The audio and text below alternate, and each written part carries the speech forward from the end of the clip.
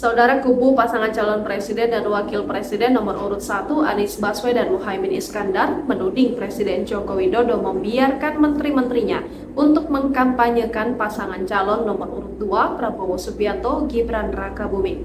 Hal ini disampaikan anggota tim hukum Anies Muhaimin Bambang Wijayanto dalam sidang perdana sengketa hasil pemilihan presiden 2024 di Gedung Mahkamah Konstitusi Jakarta, Rabu 27 Maret 2024. Bambang lantas membeberkan sejumlah perbuatan para menteri yang disebutnya sebagai kegiatan mengkampanyekan Prabowo Gibran. Misalnya, Menteri Koordinator Bidang Perekonomian Airlangga Hartarto yang melakukan politisasi bantuan sosial kepada warga Mandalika, Nusa Tenggara Barat, lalu Menteri Koordinator Bidang Kemaritiman dan Investasi Luhut Binsar Panjaitan yang menyatakan dukungan kepada Prabowo Gibran di berbagai media. Ia juga menyinggung Menteri Investasi Bahlil Lahadalia yang mendampingi calon wakil presiden nomor urut 2 Gibran Rakabuming berkampanye di Papua pada 26 Januari 2024. Menteri-menteri lain yang dituding ikut berkampanye untuk Prabowo Gibran adalah Menteri Agama Yakut Khalil Qomas, Menteri Pertanian Amran Sulaiman, Menteri Komunikasi dan Informatika Budi Aris Setiadi, Menteri Perindustrian Agus Gumiwang Kartasasmita, serta Wakil Menteri Agraria dan Tata Ruang Raja Juli Antoni.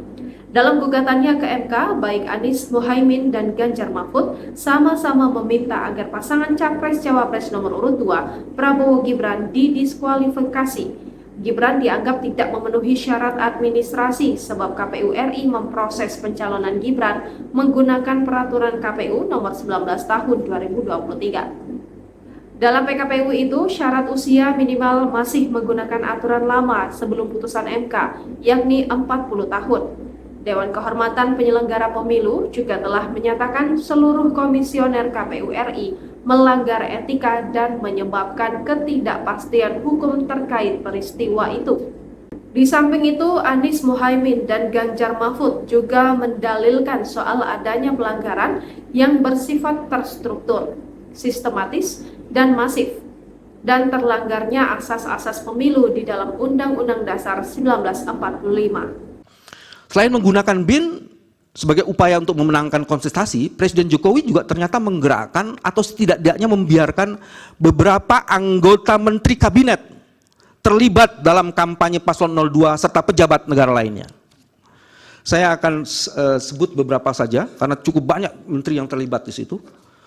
Saya mau masuk di poin 3, Menteri Koordinator halaman 28. Airlangga Hartarto melakukan dugaan politisasi bansos kepada warga Mandalika. Menteri Luhut Binsar Panjaitan memberikan dukungannya kepada Prabowo paslon 02 di berbagai media dan platform media sosial.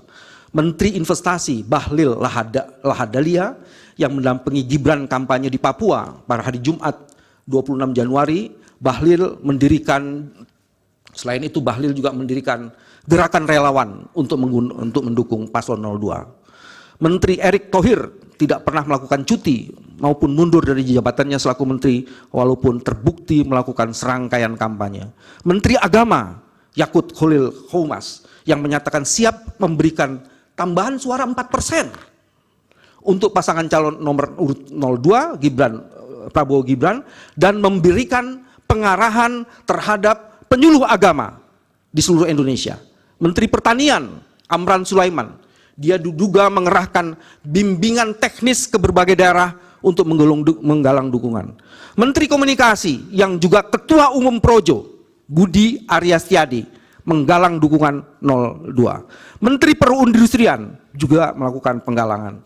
Wakil Menteri Agraria, Juli Antoni, pada media sosial pribadinya mempolitisasi program pemerintah dengan membagikan sertifikat PTSL dan wakaf kepada masyarakat dengan memberikan dukungan selamat Prabowo Gibran. Begitupun dengan pejabat-pejabat lainnya. Download Tribun X sekarang, menghadirkan lokal menjadi Indonesia.